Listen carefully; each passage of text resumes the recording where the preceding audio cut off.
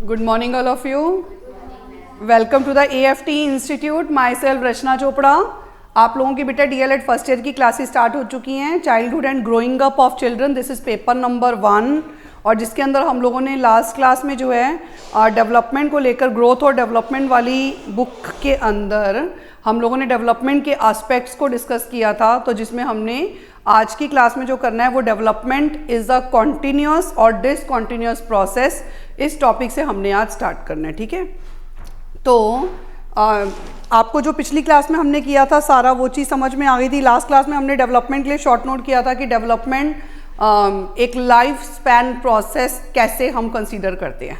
So life span process में भी हमने देखा था कि जीवन भर चलने वाली एक प्रक्रिया के रूप में हमने उसे पढ़ा था. तो इसको स्टडी करने के लिए हमें हर अवस्था को पढ़ने की ज़रूरत है.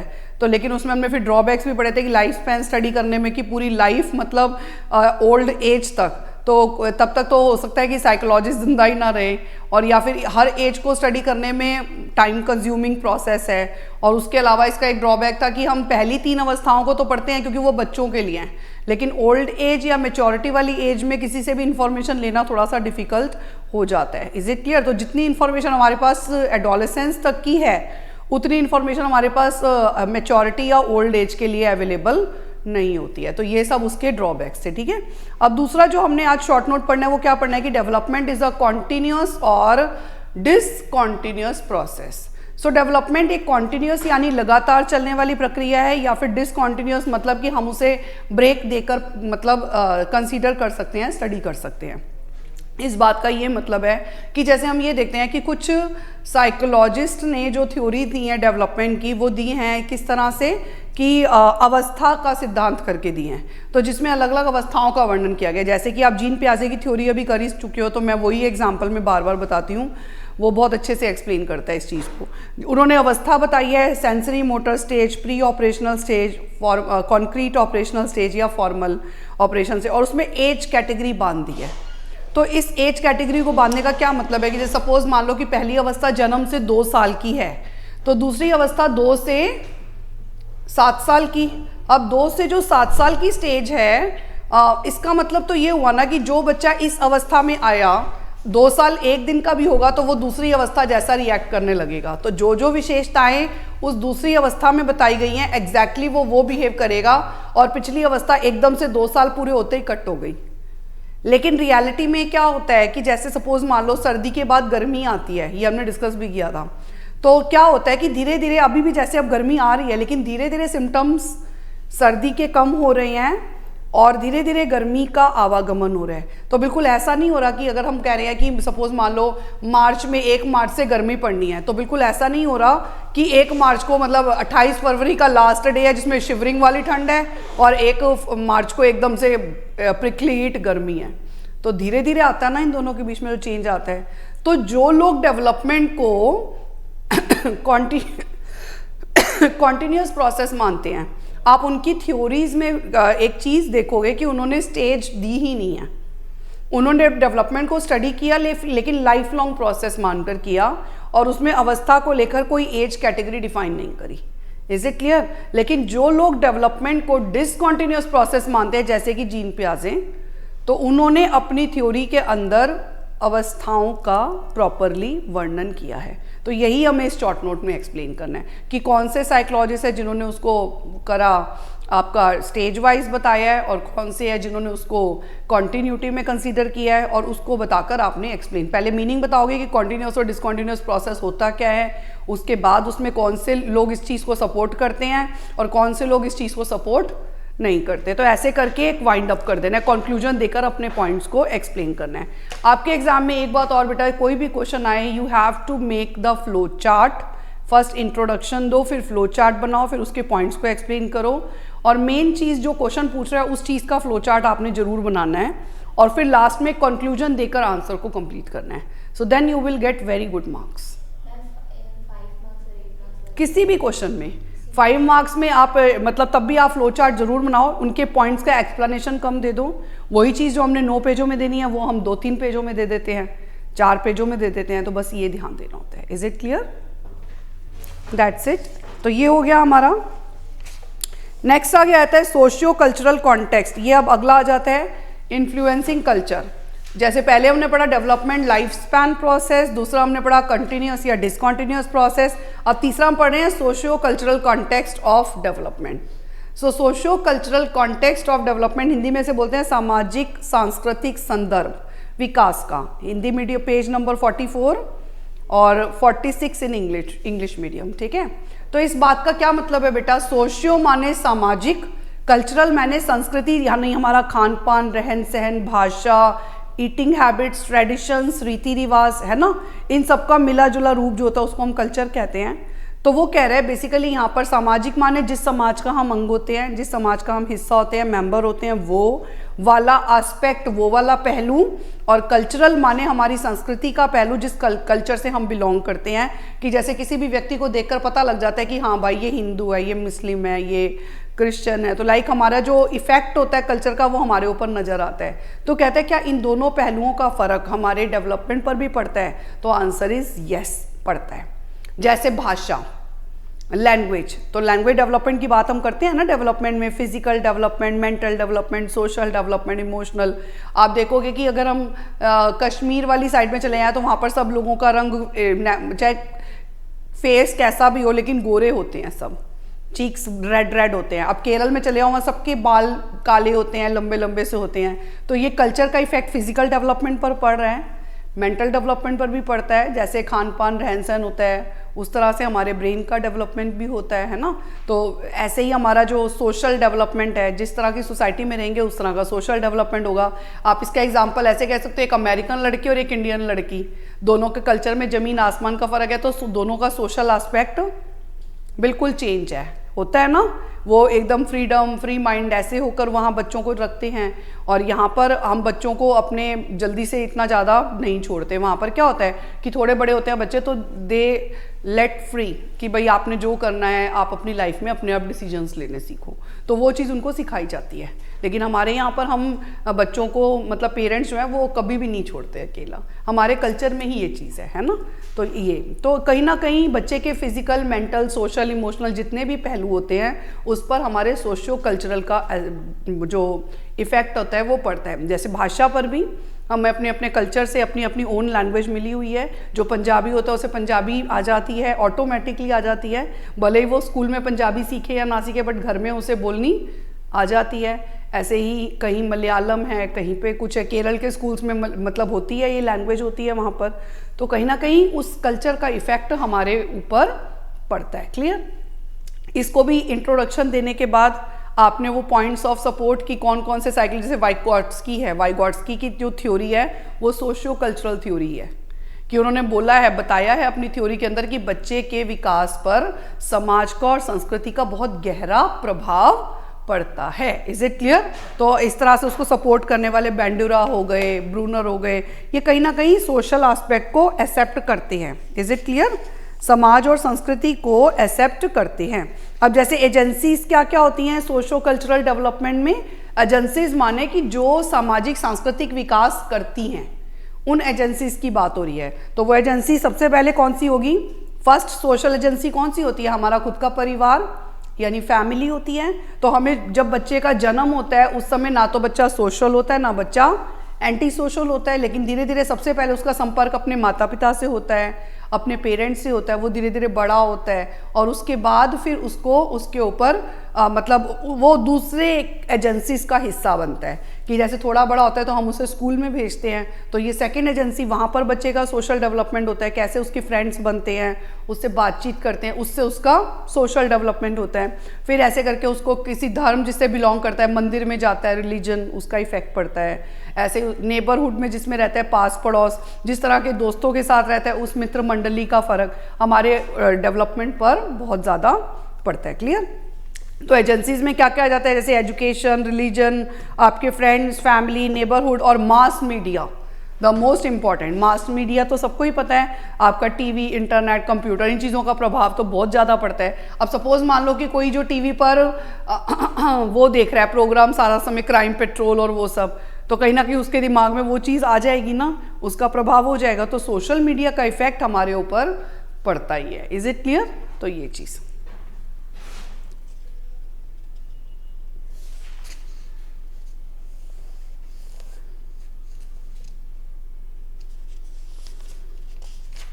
तो ये जो सोशल डेवलपमेंट होता है ड्यूरिंग वेरियस स्टेजेस, बेटा ये हिंदी मीडियम में जैसे पेज नंबर 47 पे देखो आ गया, अलग अलग अवस्थाओं में होने वाला सामाजिक सांस्कृतिक विकास, इंग्लिश मीडियम में 49 पे दिया हुआ है, इसी के साथ कॉन्टिन्यूटी में, ठीक है। इस पॉइंट को एक्सप्लेन करते समय आप ये भी बताओगे कि अलग अलग अवस्थाओं में होने वाला सामाजिक सांस्कृतिक विकास। अवस्थाएं माने सबसे पहली अवस्था कौन सी आती है?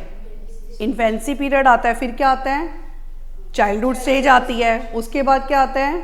एडोलेसेंस आता है। अभी तो ये याद हो गया ना, बार बार बोलते हैं हम। तो इन अवस्थाओं में होने वाला सामाजिक सांस्कृतिक विकास, तो आप इस क्वेश्चन को शुरू ही ऐसे करेंगे, जब इन्फेंसी पीरियड आता है तो आप लिखोगे सबसे पहले कि जन्म के समय ना तो बच्चा सोशल होता है ना ही एंटी सोशल होता है, और मतलब ना तो सामाजिक होता है ना गैर सामाजिक होता है, यानी उसे पता ही नहीं है। जैसे कि मोगली वो जंगल में चला गया या जंगल में छूट गया गलती से, तो वो जानवर किस्म का ही था ना, क्योंकि उसे वो परिवार वो फैमिली नहीं मिल पाई, तो उसके बिहेवियर के ऊपर कहीं ना कहीं इस चीज़ की कमी नज़र आती थी, क्योंकि उसे सोशल एस्पेक्ट नहीं मिला था। Is it clear? तो इसका मतलब ये हुआ कि जन्म के समय जो सोशल डेवलपमेंट है वो शून्य है। वो कब आएगा? जब बच्चा किसी सामाजिक एजेंसी के संपर्क में आता है। Is it clear? अब देखो इसी में हम बात करेंगे, जैसे हम बात करें कि जन्म से जनरली करके 3 साल का पीरियड जो होता है वो क्या होता है आपका बेटा?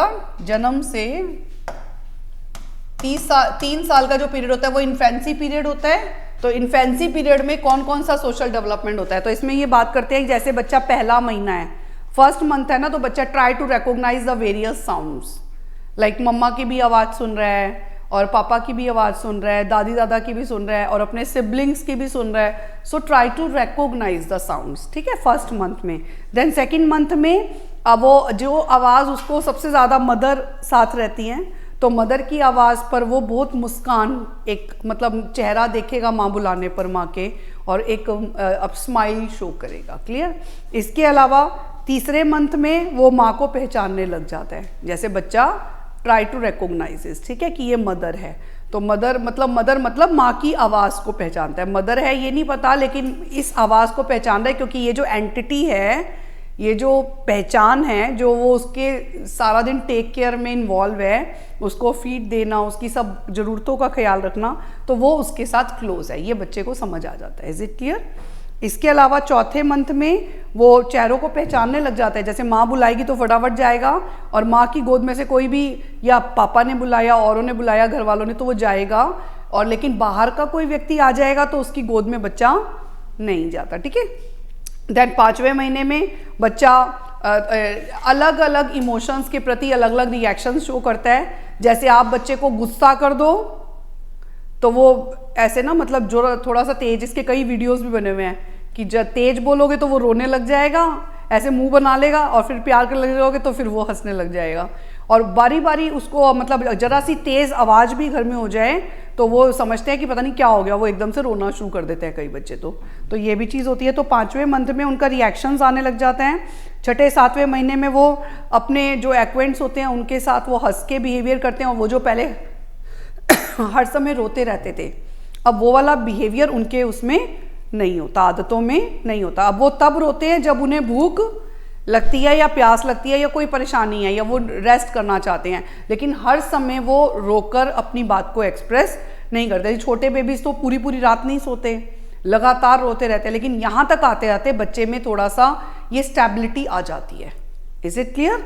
तो उसके बाद 11वें 12वें महीने का बच्चा हाँ और ना को समझने लगता है, और इस एज स्टेज के बच्चे जो होते हैं ना 11-12 महीने के, अपनी शेडो से खेलना इन्हें बहुत पसंद होता है, अपनी परछाई के पीछे पीछे भागते हैं।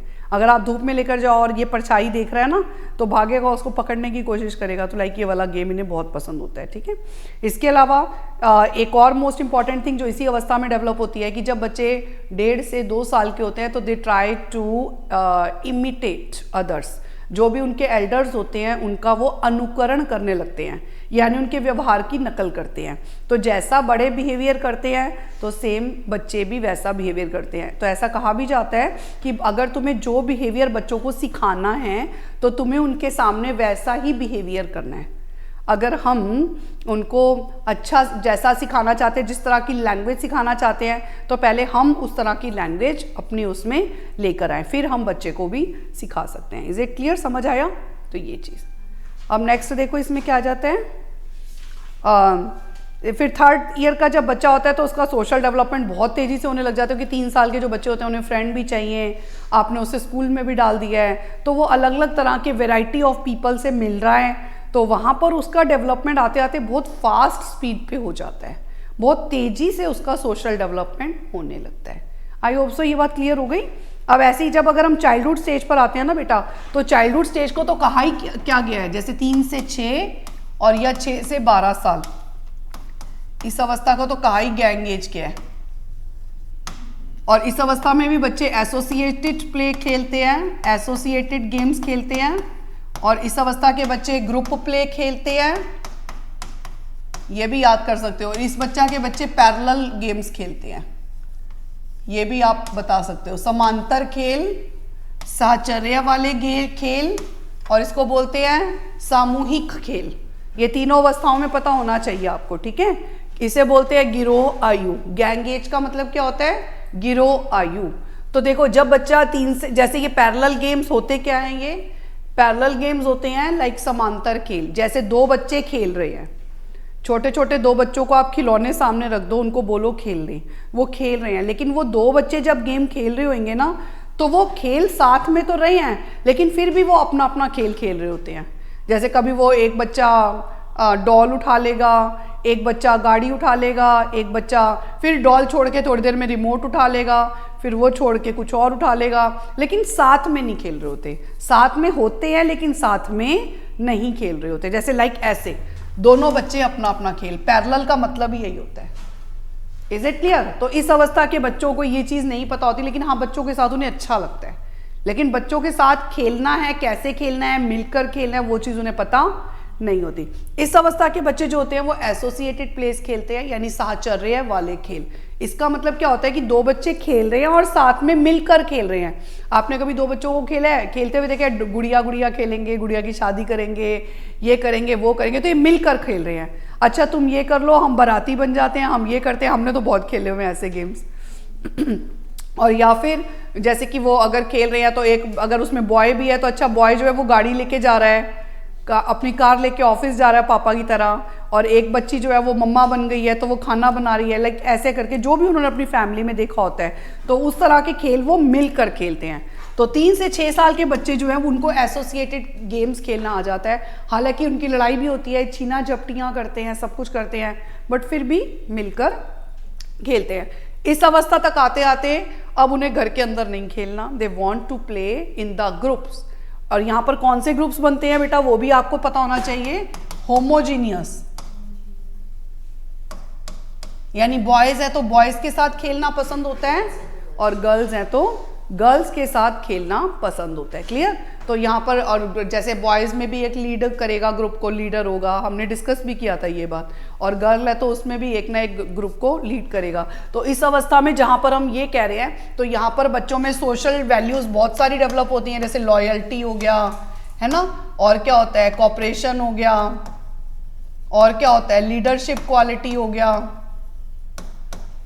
ठीक है, और क्या होता है, शेयरिंग केयरिंग हो गया एक दूसरे के लिए, समूह के प्रति निष्ठा, सहयोग, नेतृत्व की भावना, और शेयरिंग यानी बांटना, ये सब चीज़ें वो सीखते हैं, ठीक है, ग्रुप्स में रहकर। तो ये हमारा पूरा क्या आ जाएगा आपका, कौन सी अवस्था का सोशल डेवलपमेंट, चाइल्डहुड स्टेज का। अब बच्चा इसके बाद धीरे धीरे जब वो 12 साल का हो रहा है, तो अब वो ना तो बड़ा है ना ही वो उतना छोटा है, तो 12 से 18 साल की स्टेज में एडोलेसेंस वाली स्टेज आ जाती है। तो इस अवस्था के जो बच्चे होते हैं ना बेटा, वो अपने आप को थोड़ा सा मेच्योर मानने लग जाते हैं, हालांकि वो मेच्योरिटी की तरफ प्रोसीडिंग है। तो वो they want to be independent, they want to take their decisions as their own, खुद से अपने निर्णय लेना चाहते हैं, फ्रीडम चाहते हैं, वो चाहते हैं कि उनकी बात को घर में सब फॉलो करे, उनको माने, कंसीडर करे, तो वो चीज़।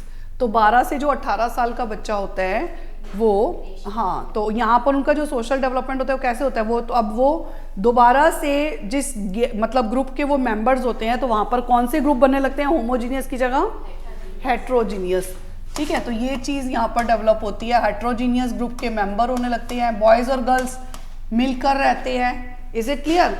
और इस अवस्था में जो होता है सोशल डेवलपमेंट की अगर बात की जाए तो इनमें कॉन्शियसनेस आ जाती है, मतलब अवेयरनेस आ जाती है। कैसी? मतलब जिसको आप बोलते हो जैसे अट्रैक्शन टुवर्ड्स अपोजिट सेक्स एक होता है उनके अंदर, है ना, मतलब विपरीत लिंग के प्रति आकर्षण, तो ये भी चीज़ इसमें आ जाती है। फिर उन्हें अच्छा लगता है अपने आप को सुंदर सुंदर बना कर, किसी ना किसी ग्रुप का वो मेंबर जरूर होते हैं, कहीं ना कहीं उनको मिलकर एक दूसरे के साथ रहना पसंद होता है, ठीक है। और यहाँ पर एक चीज़ और होती है कि जैसे उनको अपने ग्रुप में एक सहयोग, सहानुभूति, ये सब चीज़ें वो करते हैं कि जैसे ग्रुप में अगर वो किसी को पसंद करते हैं तो वो जो भी बोलेगा उसकी हर बात को वो पूरी तरह से मानेगा, ठीक है, और कुछ भी करने गुजरने के लिए रेडी रहेगा, मतलब चरम सीमा तक जिसको आप बोलते हैं। उनकी जो फ्रेंड की जो लिमिटेशन होती है वो बहुत मतलब एंडलेस होती है, इतना अटैचमेंट शो करते हैं कि जैसे उससे बढ़ के कोई और है ही नहीं, वो अटैचमेंट इस अवस्था में होता है। क्लियर? तो ये हो गया हमारा बेटा socio cultural aspect. I hope so समझ आ गया। तो आज हमने एक तो ये शॉर्ट नोट्स जो थे ये ख़त्म हो गए हमारे कि डेवलपमेंट, एक तो लाइफ स्पैन प्रोसेस, दूसरा कॉन्टिन्यूस और डिसकॉन्टिन्यूस प्रोसेस, और तीसरा इसका सोशियो कल्चरल एस्पेक्ट। समझ आ गया 3 क्वेश्चंस। अब हम करेंगे इसके बाद बच्चों को स्टडी करने के मेथड्स और जिससे हम डाटा बच्चों के लिए गैदर करते हैं। हिंदी मीडियम में पेज नंबर 51 पे है ये क्वेश्चन, इंग्लिश मीडियम में पेज नंबर 55 पे दिया हुआ है। अब ये नया टॉपिक शुरू हो गया, जो मैं करा रही हूँ ना बस यही करना। Is it clear? तो अब देखो मिल गया आप लोगों को। सो methods for the study of children भी आप इसे कह सकते हो, gathering data about the children from different context. Is it clear? तो अगर आप बच्चे के, जैसे एक अध्यापक है, एक पेरेंट्स हैं, हर कोई अपने बच्चे के बारे में इंफॉर्मेशन तो चाहता है ना कि उससे मिले, हमें पता लगना चाहिए ना बच्चे का जो डेवलपमेंट हो रहा है वो राइट डायरेक्शन में हो रहा है कि नहीं हो रहा। तो उसके लिए हमें बच्चे को देखना पड़ेगा, उसको स्टडी करना पड़ेगा। तो स्टडी करना पड़ेगा तो कोई तरीका यूज़ करना पड़ेगा। तो वो कौन कौन से मेथड्स है जिससे हम बच्चों से रिलेटेड डाटा माने इंफॉर्मेशन गैदर कर सकते हैं और फिर उसके आधार पर हम बच्चों को स्टडी कर सकते हैं। तो वो कौन से मेथड्स हो सकते हैं? जैसे पहला मेथड इसमें आपको दिया गया है नेचुरलिस्टिक ऑब्जर्वेशन मेथड, यानी प्राकृतिक या स्वाभाविक निरीक्षण विधि। इसका मतलब ऑब्जर्व करने का मतलब क्या होता है? टू सी, बच्चे को विभिन्न परिस्थितियों में देखना। सो विभिन्न परिस्थितियों में देखकर और स्टडी करना मतलब जो वो एक्टिविटीज़ कर रहा है उन एक्टिविटीज़ को वो हम देख रहे हैं कि वो कैसे कैसे कर रहा है, और उसके आधार पर हम उसके, जैसे कि कोई भी सिचुएशन है उसके सामने, तो उस सिचुएशन में वो कैसा बिहेवियर कर रहा है उससे हम उसको स्टडी कर रहे हैं। Is it clear? तो ये होता है आपका नेचुरलिस्टिक ऑब्जर्वेशन मेथड।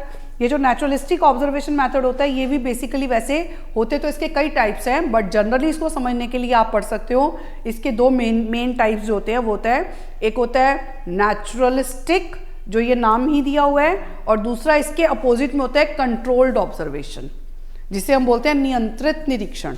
सो जो आपका फ्री और कंफर्टेबल एनवायरनमेंट में, ओपन एनवायरनमेंट में जो स्टडी की जाती है उसे हम बोलते हैं नेचुरलिस्टिक ऑब्जर्वेशन, यानी जिस अध्ययन को प्राकृतिक परिस्थितियों में ही किया जाता है। जैसे एक बच्चे को बड़ा होता हुआ माता पिता टीचर सब देखते हैं और नेचुरली वो जो बिहेवियर कर रहे हैं हम घर में सब देख रहे हैं, उसको ऑब्जर्व कर रहे हैं, तो ये जो स्टडी हो रही है इसको हम क्या बोलेंगे? Naturalistic observation. लेकिन इसके अपोजिट अब हम पर्टिकुलरली किसी एक बिहेवियर को स्टडी करना चाह रहे हैं। कई बार ये जैसे बच्चे को बारी बारी डर लग रहा है किसी चीज़ से, अब मुझे ये जानना है कि उसके पीछे क्या कारण है। तो इस चीज़ को अगर मैं स्टडी कर रही हूँ तो हम उसको मान लो किसी लेबोरेटरी में, वहाँ पर कंडीशंस हमने कंट्रोल कर दी, जैसे हमने दरवाज़ा बंद कर दिया, अंधेरा कर दिया, अब वो देख रहा है भाई मेरे को तो अब डर लगना शुरू हो गया, उससे हम बातचीत कर रहे हैं कैमरे के ज़रिए और उसको पूछ रहे हैं कि तुम्हें अभी डर लग रहा है, कितनी प्रॉब्लम, कहाँ पे लाके डर लग रहा है, या एक कुछ ऐसे हल्का सा कमरे में छोड़ा, लाइक जैसे स्नेक होता है उस तरह की छवि वाली कोई चीज़ छोड़ी, अब वो उसको देख के कैसे डर रहा है। तो हम ऐसे करके स्टडी कर रहे हैं। तो जहाँ लेबोरेटरी की कंट्रोल्ड कंडीशंस में किसी व्यक्ति को इन्वॉल्व करके और तब उसकी स्टडी की जाती है तो वो होता है कंट्रोल्ड ऑब्जर्वेशन। समझ आ गया? तो वहाँ पर आपने परिस्थिति को अपने अकॉर्डिंगली बनाया है। अब यहाँ पर ये भी हो सकता है, इसका एक ड्रॉबैक भी है कि जैसे नेचुरलिस्टिक में अगर सचमुच में सामने स्नेक आ जाए और उस समय हम वो कैसा बिहेवियर कर रहा है, या मान लो एग्ज़ाम है और एग्ज़ाम का डर इतना हावी हो रहा है और हम उसको मतलब उसकी वजह से उसको डर लग रहा है, तो वो तो नेचुरल सिचुएशंस में वो दिखा रहा है, ठीक है, तो वहाँ पर हम उसको ज़्यादा जेन्युइनली स्टडी कर सकते हैं। लेकिन अगर आप सपोज मान लो मैंने लैब में उसको रखा हुआ है और वहाँ पर कोई चीज़ हिल रही है या ऐसा फील हो रहा है, तो बच्चे को पता है ना ये चीज़ कि भाई ये सब नकली चीज़ें हैं जो मेरे सामने, क्योंकि अगर मुझे वो काटेगा तो मुझे कोई बचाने वाला भी है, तो हो सकता है वो वैसा बिहेवियर ना करे। तो कंट्रोल सिचुएशन में हम जो स्टडी करना चाहते हैं, कई बार इसका ड्रॉबैक ये हो जाता है कि व्यक्ति को पता होता है कि उसकी स्टडी की जा रही है, तो हो सकता है वो अपना नेचुरल बिहेवियर शो ना करे। Is it clear? लेकिन फिर भी अलग अलग सिचुएशंस के अकॉर्डिंगली अलग अलग मेथड्स के यूज किए जाते हैं। तो मतलब ये हो गया कि नेचुरलिस्टिक ऑब्जर्वेशन क्या होता है, जो नेचुरल कंडीशंस में बच्चे को स्टडी करना, ओपन फील्ड एरियाज में, उसके घर में, उसके स्कूल में नॉर्मली वो जो बिहेवियर कर रहा है उसको स्टडी करना, ये क्या होता है, नेचुरलिस्टिक ऑब्जर्वेशन। और दूसरी तरफ कंट्रोल्ड सिचुएशन में लेबोरेटरी के अंदर सब परिस्थितियों को अपने अकॉर्डिंगली सेट करके और तब बच्चे का अध्ययन करना, तो ये क्या होता है, controlled observation. I hope so समझ आ गया। तो इसमें हम ये सब बताएंगे, ठीक है। कई बार ये भी होता है, इसमें एक ये भी पहलू बता सकते हो कि ऑब्जर्वेशन इन सिंगल कॉन्टेक्स्ट और ऑब्जर्वेशन इन मैनी कॉन्टेक्स्ट। इसका मतलब क्या होता है, इसी में ही आएगा। ऑब्जर्वेशन इन सिंगल कॉन्टेक्स्ट का मतलब क्या होता है कि कई बार हम स्टडी करना चाहते हैं एक ही पर्टिकुलर प्रॉब्लम को, जैसे उस बच्चे को डर लगता है, क्यों लगता है, तो हम एक सिंगल कॉन्टेक्स्ट को ही पढ़ रहे हैं, तो हम सिर्फ उसके वो बिहेवियर्स को स्टडी कर रहे हैं जिन जिन बिहेवियर्स, जिन जिन सिचुएशंस में उसे डर लगता है। तो ये हो गया सिंगल कॉन्टेक्स्ट को स्टडी करना। और मैनी कॉन्टेक्स्ट को स्टडी करने का मतलब क्या होता है कि जहां पर हम जनरली उसके सभी कॉन्टेक्स्ट को, कि लाइक वो सुबह से लेकर रात तक जो जो बिहेवियर्स कर रहा है हम सभी को स्टडी कर रहे हैं, सभी को ऑब्जर्व कर रहे हैं, तो ये होता है मैनी कॉन्टेक्स्ट को स्टडी करना। इन दोनों में और क्या डिफरेंस हो सकता है, जब हम सिंगल कॉन्टेक्स्ट को स्टडी करते हैं तो हम ज़्यादा डिटेल में कर सकते हैं, ज़्यादा डीपली एक ही चीज़ को पढ़ सकते हैं। लेकिन जब हम मैनी कॉन्टेक्स्ट को करते हैं तो ये तब करते हैं जब हमें जनरल स्टडी करनी है, जैसे बच्चे का फिजिकल डेवलपमेंट नॉर्मल चल रहा है, मेंटल डेवलपमेंट नॉर्मल चल रहा है, सोशल डेवलपमेंट नॉर्मल चल रहा है, हम जनरली सारे पहलुओं को टच करना चाहते हैं, तो हम उसका कौन सा वाला ऑब्जर्वेशन करेंगे, मैनी कॉन्टेक्स्ट वाला। Is it clear? तो इस तरह से बच्चों को ऑब्जर्व करके स्टडी करना, उसे हम ऑब्जर्वेशन मेथड कहते हैं। आई होप सो समझ में आ गया। इसकी कुछ लिमिटेशंस भी होती हैं इस नेचुरलिस्टिक ऑब्जर्वेशन की। एक तो पहली पर ये होती है कि बिहेवियर चेंज, व्यवहार में परिवर्तन। जो आपने नेचुरली एक बार बिहेवियर कर दिया, अब वो आपने कर दिया, अब वो परिस्थिति जब तक दोबारा नहीं आएगी वो बच्चा वैसा बिहेवियर नहीं करेगा, और आपको स्टडी करना है तो यू हैव टू वेट। अब लेबोरेटरी होती, कंट्रोल सिचुएशन होती, तो आप वैसी सिचुएशन दोबारा जल्दी जल्दी बना लेते, बट रियलिटी में उस सिचुएशन को बनाने के लिए कुछ नहीं हो सकता, वो जब आएगी तभी वो वैसा बिहेवियर करेगा। जैसे इस बार एग्ज़ाम ख़त्म हो गए, अब जब होंगे एग्ज़ाम और उसके डर को हम तभी स्टडी कर सकते हैं, लाइक वो चीज़। Is it clear? कि उसे ऐसा फील होता है। तो ये जो चीज़ है ना नेचुरलिस्टिक ऑब्जर्वेशन में मतलब बिहेवियर चेंज जो होते हैं ना, वो मतलब अपने आप से नहीं हो पाते, वो तब आते हैं जब सिचुएशन भी बदलती है। हाँ, सिचुएशन के अकॉर्डिंगली, क्योंकि नेचुरलिस्टिक है, आपने नेचुरल बिहेवियर को स्टडी करना है, तो नेचुरल बिहेवियर तभी होगा जब नेचुरल सिचुएशन होगी। और एक बात और भी है यहाँ पर, अगर उस बच्चे को पता लग जाए कि मुझे कोई स्टडी कर रहा है, तो आपका बिहेवियर वैसे ही चेंज हो जाएगा। आप किसी को दिखाओगे नहीं कि मुझे इस लेवल पे प्रॉब्लम हो रही है, तो वो भी बात है। Is it clear? तो बिहेवियर चेंज हो जाता है। क्लियर? दूसरा point, source of information about the data. इस तरह की सिचुएशन में सोर्स ऑफ इंफॉर्मेशन क्या होता है? ऑब्जर्वेशन। आप ऑब्जर्व कर रहे हो ना, दूसरे को देख रहे हो, तो वो आपका होता है। तो ये चीज़ यहाँ पर जो है ना, बहुत इसका ड्रॉबैक है कि आपने जब भी इंफॉर्मेशन लेनी है तो आप देख कर मतलब ले रहे हो, और कई बार देखते समय जो सिचुएशंस इंपॉर्टेंट है, हो सकता है आप उन्हें अवॉइड कर जाओ, क्योंकि एज अ ह्यूमन बीइंग तो आप छोड़ सकते हो ना, और जो चीज़ें अनइम्पॉर्टेंट है उसे आप इंपॉर्टेंट कंसीडर कर लो, क्योंकि आप तो ऑब्जर्व कर रहे हो। और ऑब्जर्वेशन में क्या हो रहा है, कई बार इंपॉर्टेंट को हम अनइम्पॉर्टेंट मान लेते हैं और अनइम्पॉर्टेंट को इंपॉर्टेंट मान लेते हैं। तो ये खाली ऑब्जर्व करना है। तो हर एक की ऑब्जर्वेशन जो पारखी नज़र होती है वो क्या होती है? अलग अलग होती है, तो विच में vary from person to person. Is it clear? तीसरा इसका ड्रॉबैक है, no means of telling from observation alone regarding the causal factors. तो इसलिए वो कहते हैं कि कोई एक मतलब खाली ऑब्जर्वेशन से उसके काउजल फैक्टर्स का मतलब उसके सभी कारणों को दर्शाना सिर्फ और सिर्फ एक ऑब्जर्वेशन से, तो ये परफेक्ट नहीं होगा। मतलब observation method is good but it's not complete in itself. Is it clear? कि आप इसे कह सकते हो कि बहुत अच्छा मेथड है स्टडी का, क्योंकि हर समय आप लिखते थोड़ी रहोगे बच्चे की स्टडी करके। सो ये गुड मेथड है। जैसे एक टीचर पूरे साल बच्चों को ऑब्जर्व करता है, पेरेंट्स पूरे साल अपने बच्चे को हमेशा ही बढ़ता हुआ देखते हैं, ऑब्जर्व करते हैं, तो observation method is good but it's not the sole method to study the child. Is it clear? और जब हम स्टडी करना चाह रहे हैं तो हम सिर्फ ऑब्जर्वेशन मेथड से सारे काउजल फैक्टर्स को फाइंड आउट कर पाएंगे, it is not possible. Is it clear? And then इसके बाद आता है सिलेक्टिव ऑब्जर्वेशन। हम जब ऑब्जर्वेशन की बात हो ही रही है तो ये भी इसका एक बड़ा ड्रॉबैक है कि आप सब चीजों को ऑब्जर्व कर ही नहीं सकते। You have to choose the area which you want to observe. Is it clear? आप जब एक एज अ साइकोलॉजिस्ट किसी की स्टडी कर रहे हो या एज अ टीचर भी मान लो आप किसी बच्चे को देखना चाह रहे हो, तो आप उसके सारे चीजों को ऑब्जर्व नहीं कर सकते। You have to observe in a selective manner. Like कि हम जैसे एक बच्चा अगर शरारतें ही कर रहा है तो आप उसकी शरारत को ही स्टडी कर रहे हो, तो आप उसे तब तब ऑब्जर्व कर रहे हो जब जब क्लास नहीं चल रही, क्योंकि क्लास जब चल रही है तब तो वो चुपचाप बैठा हुआ है, तो आप उसे ऑब्जर्व कर रहे हो कि भाई ये जब बच्चों के साथ होता है तब ये शरारत ज़्यादा करता है, जब ये क्लास में होता है तो ये पढ़ लेता है आराम से। और या फिर आप ये स्टडी कर रहे हो कि अगर मैं पढ़ा रही हूँ तो तब तो नहीं ये शरारत कर रहा, तो आप उसे ऑब्जर्व सिर्फ उसकी शरारतों को ही कर रहे हो। Is it clear? बाकी वो खाना खा रहा है, वो कुछ और क्रिया कर रहा है, वहां पर नहीं आप उसको इतना ध्यान दे रहे, लेकिन आप उसकी शरारतों को ऑब्जर्व अलग अलग सिचुएशंस में कर रहे हो। तो किसी एक फैक्टर को सिलेक्ट करना पड़ता है ऑब्जर्वेशन मेथड में जिसको आप स्टडी करना चाहते हो। Is it clear? तो यही इसकी लिमिटेशन भी है। नहीं तो जबकि दूसरे मेथड्स ऐसे होते हैं जिसमें आप कई सारी चीज़ों को एक साथ जान सकते हो, जबकि इसके अंदर हमें सिलेक्ट करना पड़ता है।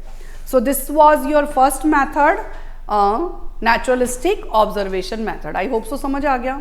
Now talk about second method for the study of children which is called as interview method. दूसरा मेथड कौन सा है बेटा हमारा? Interview method. फर्स्ट हमने कौन सा पढ़ा?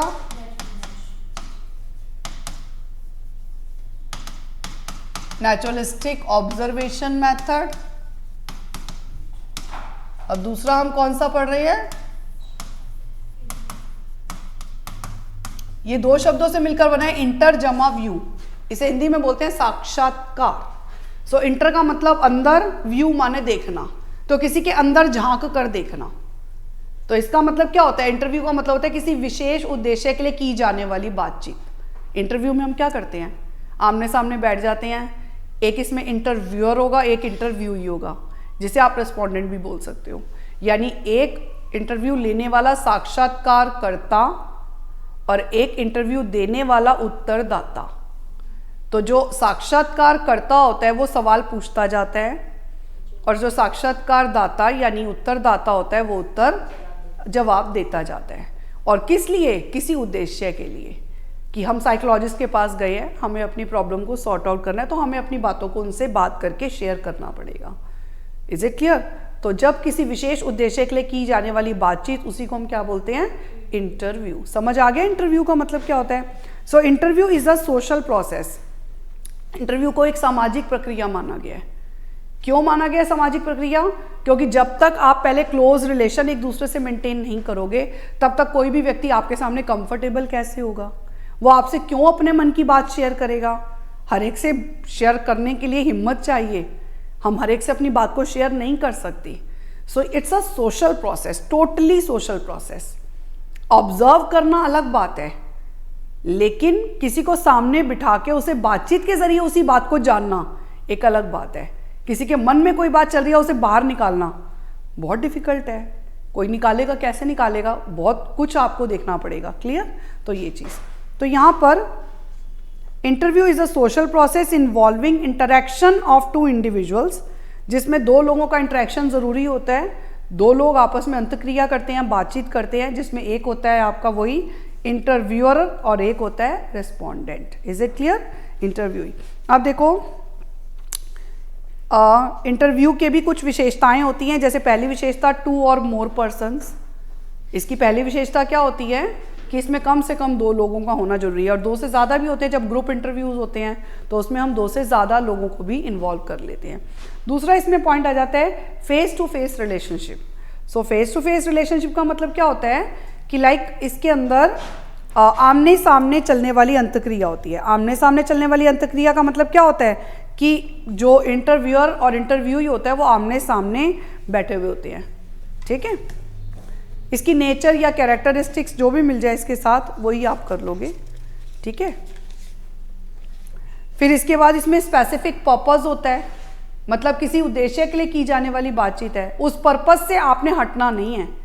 कई बार क्या होता है ना बेटा, बात करते करते जो रिस्पोंडेंट होता है वो तो रिस्पोंडेंट जो होता है वो भावनाओं में बह जाता है, और भावनाओं में जब वो बह जाता है ना तो वो मतलब बोलते बोलते इमोशंस की वजह से अपनी बात को कहाँ का कहाँ ले जाता है। लेकिन फिर इंटरव्यूअर का काम का क्या होता है कि आराम से उसको उसी पॉइंट पर धीरे से लेकर आना कि उसे बुरा भी ना लगे और आप उसी पॉइंट पर भी आ जाओ।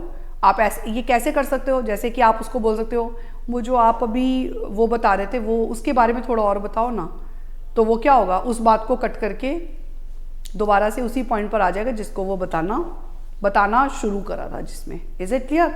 तो हमें ऐसे करके पर्पस पे ही रखना होता है इंटरव्यू को। क्लियर? और इसके अलावा डाटा कलेक्शन, इसके बाद हम ये सब के बाद हम करते क्या है, डाटा को कलेक्ट करते हैं। आई होप सो समझ में आ गया। अब इसके बाद देखो इसके उद्देश्य क्या होते हैं इंटरव्यू के, main purpose. So main purpose का क्या होता है, कलेक्शन ऑफ इंफॉर्मेशन, कि आप इंटरव्यू के जरिए क्या लेना चाह रहे हो, जानकारी, सूचना प्राप्त करते हो। क्लियर? दूसरा पर्पस होता है मेन सोर्स ऑफ हाइपोथेसिस, ये परिकल्पनाओं के लिए मुख्य सोर्स होता है, यानी इंटरव्यू के जरिए हमें ऐसे पॉइंट्स मिलते हैं जो आपको आगे अगली स्टडीज में हाइपोथेसिस का काम करते हैं। जैसे आपको कोई भी प्रॉब्लम है तो एक प्रॉब्लम, कौन सी प्रॉब्लम ले जिस पर हम स्टडी करना चाहते हैं, तो हम जब इंटरव्यूज़ वगैरह लेते हैं अलग अलग तरह से साइकोलॉजिस्ट लोगों के, तो वहाँ पर उन्हें वो मुद्दे, वो इश्यूज मिल जाते हैं जिसको वो फर्दर स्टडी करें। Is it clear? तो वो आप यू कैन से हाइपोथेसिस। तो इस तरह से यहाँ पर हमें हाइपोथेसिस फ्रेम करने में हेल्प मिलती है।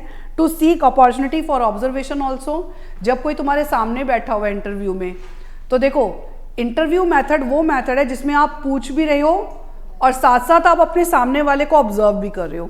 ऑब्जर्वेशन में पूछ नहीं रहे थे, सिर्फ ऑब्जर्व कर रहे थे, लेकिन इस मेथड के अंदर दोनों चीज़ें करने की अपॉर्चुनिटी मिल जाती है, बात करने की भी और ऑब्जर्व करने की भी। Is it clear?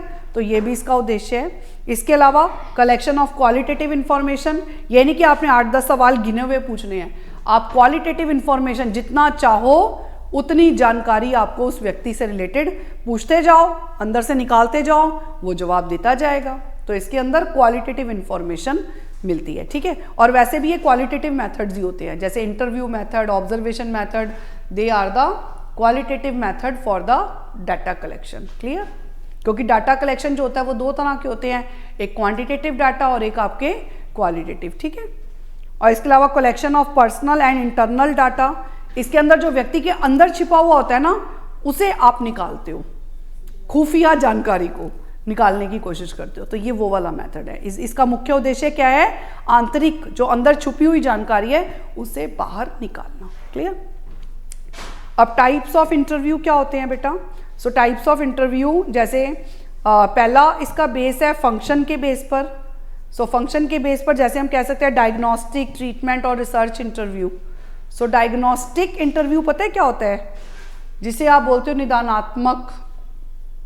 तो डायग्नोस्टिक इंटरव्यू में क्या होता है कि हम कुछ इसको इंटरव्यू जब ले रहे हैं तो इसका मुख्य उद्देश्य क्या होगा, किसी पर्टिकुलर प्रॉब्लम को डायग्नोस करना। डायग्नोस्टिक में क्या होता है, उसकी कोई पर्टिकुलर प्रॉब्लम को आप स्टडी करना चाह रहे हो, तो उसको जानने के लिए आप डायग्नोस करना मतलब ढूंढना। तो आप कौन सा इंटरव्यू ले रहे हो, डायग्नोस्टिक इंटरव्यू। ये तीनों साथ साथ चलेंगे। एक बार आप डायग्नोस्टिक इंटरव्यू लोगे जिसमें आप डायग्नोस करोगे, और दूसरी बार आप इसका ट्रीटमेंट इंटरव्यू लोगे। जैसे डॉक्टर के पास गए तो डॉक्टर ने पहले बीमारी को डायग्नोस किया, और हालांकि डॉक्टर तो ये दोनों सेशन एक में ही करेगा, लेकिन इंटरव्यू जब साइकोलॉजिस्ट के पास जाते हैं, जब प्रॉब्लम्स बड़ी टिपिकल नेचर की होती हैं, तो वहाँ पर वो पहले एक सेशन में तो आपको बात ही करते हैं, आपसे स्टडी करते हैं, फिर उसके बाद नेक्स्ट सेशन में बुलाते हैं, तो वहाँ पर आपको ट्रीटमेंट के लिए बुलाया जाता है। सो ट्रीटमेंट माने उन कारणों को दूर करने के उपाय डिस्कस किए जाते हैं। क्लियर? तो सजेशंस डिस्कस किए जाते हैं, उसे बोलते हैं ट्रीटमेंट इंटरव्यू, जिसका उद्देश्य ट्रीटमेंट देना होता है, प्रॉब्लम को ख़त्म करने के लिए पॉइंट सजेस्ट करना होता है। और तीसरा होता है रिसर्च इंटरव्यू। तीसरा क्या होता है इसी के अंदर, ये फंक्शन के बेसिस पर है। ये कौन सा बेस है? फंक्शन के बेस पर इंटरव्यू के टाइप्स, ठीक है। सो ये कौन सा हो गया? Research interview. सो रिसर्च इंटरव्यू क्या होता है कि जो, जैसे मैंने आपको बताया था ना, परिकल्पनाओं का निर्माण करने के लिए हमें इंटरव्यू से पॉइंट्स मिल जाते हैं, तो हो सकता है हम यहाँ जब स्टडी करें तो हमें एक मुद्दा मिल जाए जिसे हमें फर्दर स्टडी करना है, तो हमें रिसर्च के लिए हाइपोथेसिस मिल जाते हैं। तो रिसर्च इंटरव्यू का मतलब क्या होता है? जिसमें उद्देश्य होता है कि जब आप इंटरव्यू ले रहे हो किसी व्यक्ति का, तो उसमें आपको कोई एक ऐसा पॉइंट निकालना है जो आपको रिसर्च में हेल्प करेगा। क्लियर? तो वो आपके क्या होते हैं? Research interviews. जैसे हम कहीं पे गए, वहाँ हम अलग अलग लोगों से बातचीत कर रहे हैं, डिस्कशंस कर रहे हैं, तो क्यों कर रहे हैं? ताकि हमें रिसर्च के लिए पॉइंट मिल सके, इसलिए हम बात कर रहे हैं। क्लियर? ये हो गया फर्स्ट बेस। दूसरा बेस होता है फॉर्मेलिटी के बेस पर। दूसरा बेस कौन सा होता है बेटा?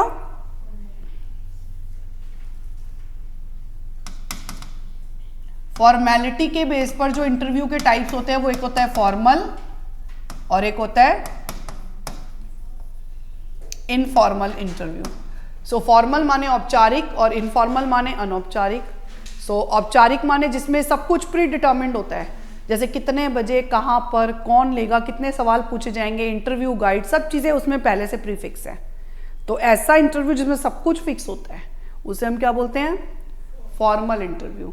और इनफॉर्मल क्या होता है? जो कहीं पर भी कभी भी किसी का भी लिया, उसको पता ही नहीं था वो प्रिपेयर है कि नहीं है, पर आपने बातचीत कर ली, आपने उससे डिस्कस कर लिया उस चीज़ के बारे में।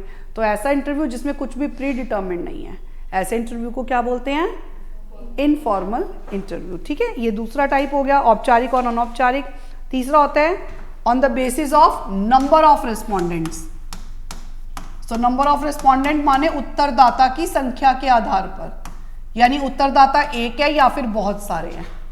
उत्तरदाता एक है खाली जिसका आप इंटरव्यू ले रहे हो, तो वो होगा पर्सनल इंटरव्यू। और एक होता है ग्रुप इंटरव्यू, सामूहिक साक्षात्कार। पर्सनल इंटरव्यू में एक होता है इंटरव्यूअर और एक होता है इंटरव्यूई। तो जहां पर सिर्फ दो ही लोग आमने सामने बातचीत कर रहे हैं, तो ऐसे इंटरव्यू को क्या बोल रहे हैं? पर्सनल। और ग्रुप इंटरव्यू में क्या होता है? कई बार आप जॉब के लिए जाते हैं, तो एक ही जॉब के लिए बहुत सारे कैंडिडेट्स अप्लाई करते हैं और बहुत सारे कैंडिडेट्स को बुलाकर इंटरव्यू लिए जाते हैं एक साथ। कई बार एक साथ भी बिठा देते हैं सामने सबको और सबके साथ डिस्कस करके एक साथ ही इंटरव्यू ले लेते हैं। तो जो ऐसे इंटरव्यूज होते हैं जहाँ पर रिस्पॉन्डेंट्स की संख्या मतलब एक से ज़्यादा है, तो वहाँ पर उस तरह के इंटरव्यू को क्या बोलेंगे? Group interview. समझ में आ गया? फिर अगला इसमें आता है on the basis of methodology. अगला क्या आ जाता है? On the basis of methodology, मतलब विधि के आधार पर। मैथडोलॉजी विधि के आधार पर जो इसका कैटेगराइजेशन होता है वो क्या होता है आपका? इसमें भी तीन होते हैं, जैसे नॉन डायरेक्टिव, फोकस्ड और रिपीटेटिव। नॉन डायरेक्टिव, फोकस्ड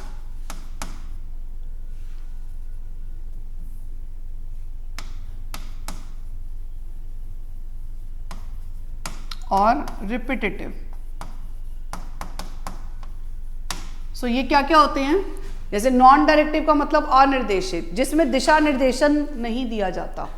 ऐसे इंटरव्यूज जिसमें दिशा निर्देशन नहीं दिया जाता, जैसे ऐसा माना जाता है कि जो रिस्पोंडेंट है वो अपने आप में ही इतना इंटेलिजेंट है कि अगर उसे सब चीज़ें डायरेक्शंस दे दी जाएं, मतलब उसे सब कुछ बता दिया जाए, डिस्कस कर लिया जाए, तो वो अपनी डायरेक्शन खुद चूज कर लेगा। तो उसे बोलते हैं नॉन डायरेक्टिव इंटरव्यूज। समझ में आया नॉन डायरेक्टिव का मतलब क्या होता है? जहां पर डायरेक्शन फिक्स नहीं होती, ठीक है, नहीं दी जाती। जैसे आप किसी को इंटरव्यू ले रहे हो और वो मतलब हम ये मानते हैं कि पर्सन इज इंटेलिजेंट, मतलब हर व्यक्ति जो होता है, ह्यूमन बीइंग इज इंटेलिजेंट, तो उसके पास एक इंटेलिजेंस है, सिर्फ उसे पता नहीं है कि मैं ये प्रॉब्लम क्रिएट कर रहा हूँ। अगर हम अपनी स्टडी कर पाते तो बात ही क्या थी। प्रॉब्लम तो यही होती है, हम अपनी स्टडी नहीं कर पाते। तो उसके लिए हम साइकोलॉजिस्ट के पास गए कि आप बताओ भाई मैं कहाँ ऐसा कर रहा हूँ ऐसा कि जो मेरे साथ प्रॉब्लम हो रही है। तो आपने उसके फैक्टर्स को स्टडी किया, बस उन फैक्टर्स को उसके सामने रख दिया। आपने उसे ये नहीं बताया ये गलत है ये सही है, आपने बस उसके फैक्टर्स को उसके सामने प्रेजेंट कर दिया। अब वो अपने आप उन पॉइंट्स को, अब उसे जब कोई चीज़ सामने आ गई, मान लो आपके सामने पिक्चर की तरह आ गई, तो आपको अपने आप क्लियर हो गया, हाँ भाई मैं ऐसा ही करता हूँ, तो मैं ये गलत कर रहा हूँ और ये सही कर रहा हूँ। तो ये नॉन डायरेक्टिव है। डायरेक्टिव इंटरव्यूज क्या होते हैं, जहाँ पर आप डॉक्टर के पास गए, उसने बीमारी डायग्नोस की, आपको दवाई दे दी, वो डायरेक्टिव इंटरव्यू है। इज इट क्लियर कि आपने ये करना है और आप ठीक हो जाओगे, वो डायरेक्टिव इंटरव्यू है। लेकिन नॉन डायरेक्टिव में आप उसके ऊपर छोड़ दोगे कि भाई ये ऐसा है, ये ऐसा है, ये ऐसा, आपने बस समझा दिया, वो अपने आप अपनी डायरेक्शन को सेट करेगा। इज इट क्लियर कि जैसे अगर मैं इस कॉलेज में, जैसे कई जो कैरियर काउंसलिंग के लिए जाते हैं वो नॉन डायरेक्टिव ही होते हैं, वो बेसिकली आपको गाइडेंस दे देते हैं सब चीज़ों के लिए, उसके बाद final decision ups on you. वो आपको सब चीज़ों के ड्रॉबैक्स पॉइंट्स सब बता देंगे, स्ट्रेंथ वीकनेस, भाई इस कॉलेज में ज्वाइन करोगे तो ये इसके प्लस माइनस हैं, ये तुम्हारे घर से इतना दूर है, ये मतलब यहाँ पर ऐसा एनवायरनमेंट है, या यहाँ पर ये कंडीशंस हैं जॉब की, तो वो सब जगह का। अब आपने उसमें से एनालाइज करके देखना है कि मुझे क्या चूज़ करना है। Is it clear? तो वो क्या होते हैं, नॉन डायरेक्टिव इंटरव्यूज।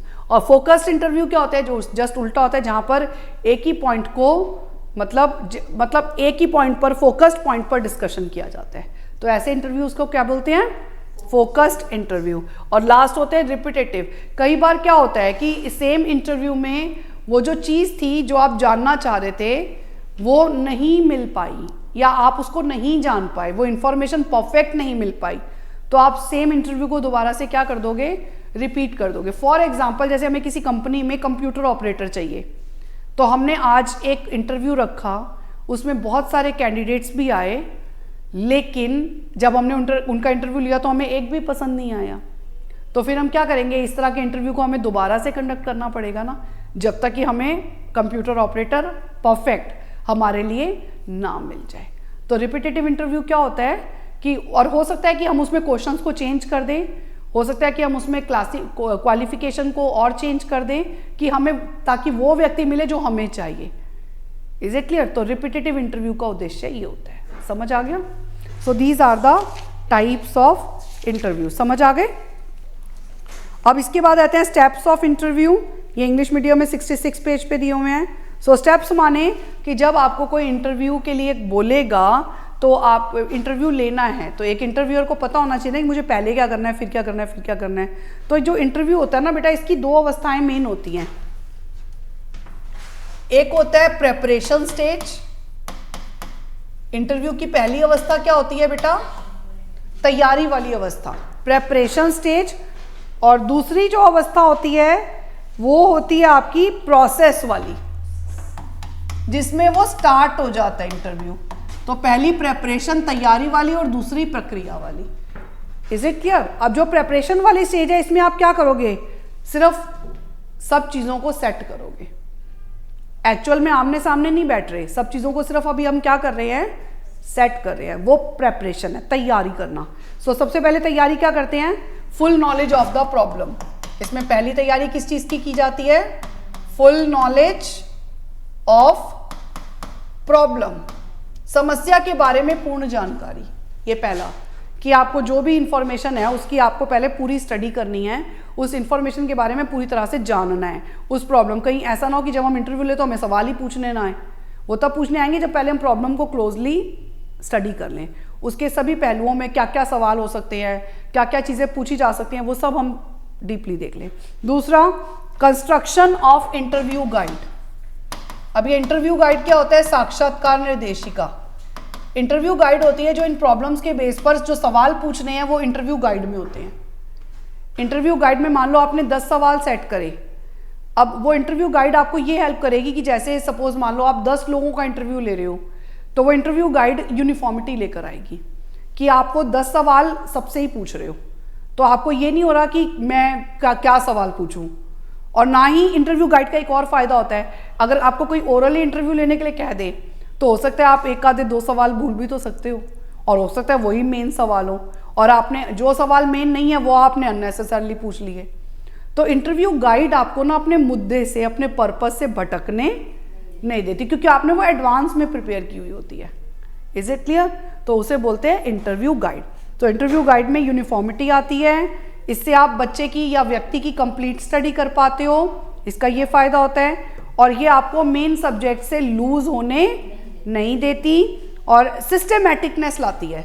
सिस्टेमेटिकनेस माने 10 लोगों का भी इंटरव्यू लेना है, मान लो एक इंटरव्यूअर बैठा हुआ है, उसने 5 लोगों का इंटरव्यू लिया, अब उसे भूख लग रही है, प्यास लग रही है, तो वो उठ के चला जाएगा, दूसरा पैनल आएगा, लेकिन इंटरव्यू गाइड सामने पड़ी होगी तो यूनिफॉर्मिटी रहेगी, चाहे पहले लोगों ने पैनल ने इंटरव्यू लिया, चाहे वो उसको दूसरा पैनल ले रहा है, लेकिन एक यूनिफॉर्मिटी आ जाती है। आई होप सो समझ में आ गया। तो ये चीज़, इसके बाद सिलेक्शन ऑफ इंटरव्यूई, तीसरा स्टेप इसमें क्या होता है? Selection of interviewee. इंटरव्यूई माने रेस्पोंडेंट, जिनका आपने इंटरव्यू लेना है उनको भी तो सिलेक्ट करना पड़ेगा। इनको सिलेक्ट कैसे करेंगे? लाइक उनकी क्वालिफिकेशन सेट करना, उनका एक्सपीरियंस सेट करना, वो मेल है फीमेल है, आपको क्या चाहिए वो सेट करना।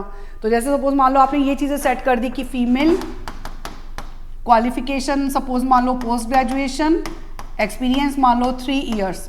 तो अब इसके लिए ग्रेजुएट जो लोग होंगे वो अप्लाई, और जो मेल्स होंगे वो भी अप्लाई नहीं करेंगे, या जिसके पास एक्सपीरियंस सर्टिफिकेट ना हो वो भी अप्लाई नहीं करेंगे। तो लाइक ये क्या होता है? ये इंटरव्यू का सिलेक्शन, नंबर ऑफ रिस्पोंडेंट्स कितने चाहिए उसको सिलेक्ट करने के लिए उसका क्राइटेरिया सेट करना।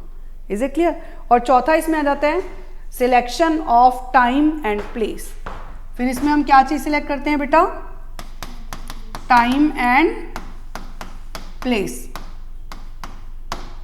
सो जगह और समय का निर्धारण, ये सब प्रेपरेशंस में है। ये सब किस में आ जाते हैं भाई? कितने बजे किस जगह इंटरव्यू लिया जाएगा, बताएंगे ना, सब लोगों को इन्फॉर्मेशन देंगे, नहीं तो उन्हें क्या पता कब कहाँ कितने बजे इंटरव्यू के लिए पहुंचना है। तो वो जो इन्फॉर्मेशन है सेट करना, this is all called as preparation stage. समझ आ गया प्रेपरेशन स्टेज क्या होती है? दूसरी अवस्था क्या होती है? प्रोसेस वाली। बेटा ये प्रोसेस वाली अवस्था क्या होती है? प्रोसेस वाली स्टेज वो अवस्था होती है जहाँ पर आप मतलब उस काम को अब करने वाली अवस्था में आ गए हो।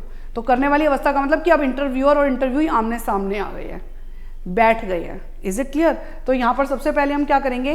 Establishment a contact, establishment of contact, संपर्क स्थापित करना। पहला स्टेप क्या होगा? संपर्क स्थापित करने का मतलब क्या होता है? जैसे नाम, भाई आप क्या नाम है, कहाँ से आए हो, जनरली घर में कितने लोग हैं। सो ये क्या हो रहा है? एक संपर्क मेंटेन कर रहे हैं। Is it clear?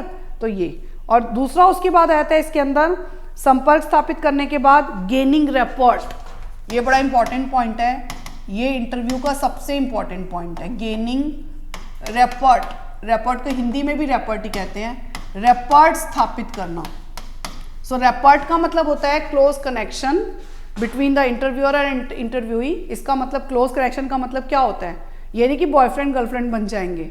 So close connection का मतलब ये होता है कि कंफर्टेबल एनवायरनमेंट, उस कंफर्टेबल जोन पर लेकर आना कि व्यक्ति is free to share his own thoughts and views with others, कि उसके अंदर जो बातें हैं वो कंफर्टेबल हो जाए कि हाँ भाई ये सामने वाला जो व्यक्ति मेरे सामने बैठा है ये मेरे लिए बेस्ट पर्सन है, कि मैं इससे अपने मन की सारी बातें शेयर कर सकता हूँ, और ये वो व्यक्ति है जो मेरी बात को लीक भी नहीं करेगा, कॉन्फिडेंशियल रखेगा। तो वो उस लेवल पर उसको लेकर जाना, तो वो क्या होता है आपका गेनिंग रेपोर्ट। अगर ये ना हुआ ना तो इसके बाद वाले सारे स्टेप्स बेकार है। वो आपसे वो सब तब तक शेयर नहीं करेगा जब तक कि इस स्टेप को आप परफेक्टली नहीं निभा लेते। Is it clear? ये करने के बाद जब रेपोर्ट मेंटेन हो जाता है फिर हम क्या करते हैं? Beginning of main interview. यहां से क्या शुरुआत होती है? मुख्य साक्षात्कार की शुरुआत, बिगनिंग ऑफ मेन इंटरव्यू। यहां पर आप अब मुख्य बात पर, चलो अब हम इस मुद्दे पर आ जाते हैं, चलो बात करते हैं, चलो आप मुझे ये बताओ, चलो आप मुझे वो बताओ, ऐसे करो वैसे करो, लाइक वो सब चीजें जो आप डिस्कशन कर रहे हो। और साथ साथ हमें क्या करना होता है? एनकरेज द रेस्पोंडेंट, उत्तरदाता को हमें मोटिवेट करते रहना होता है, लाइक शाबाश, हिम्मत चाहिए भाई इतनी बात बताने के लिए, आप में बहुत गट्स हैं कि आपने अपने आप मतलब इतना सब बताया, नहीं तो जनरली करके लोग नहीं बता पाते। तो ऐसे करके आप उसे साथ साथ शाबाशी दे रहे हैं, एनकरेज कर रहे हैं कि उसके अंदर और भी कुछ छुपा है तो वो आपसे वो भी शेयर कर ले। तो उसे हम क्या बोलते हैं? एनकरेजमेंट करना। अब एनकरेज करने के बाद आपके अंदर पेशेंट लिसनिंग भी होनी चाहिए। इंटरव्यूअर जो होता है वो क्या होना चाहिए? Patient listener, listener.